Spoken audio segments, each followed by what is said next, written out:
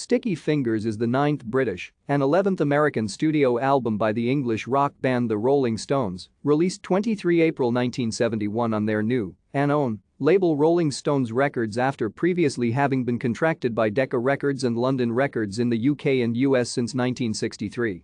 It is Mick Taylor's second full-length appearance on a Rolling Stones album without contributions from guitarist and founder Brian Jones, who died 2 years earlier.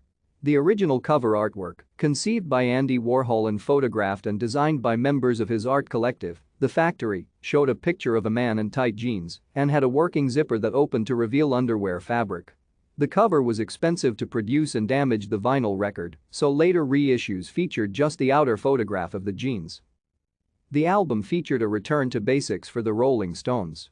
The unusual instrumentation introduced several albums prior was absent. Most songs featuring drums, guitar, bass, and percussion is provided by the key members Mick Jagger, Keith Richards, Mick Taylor, Bill Wyman, and Charlie Watts.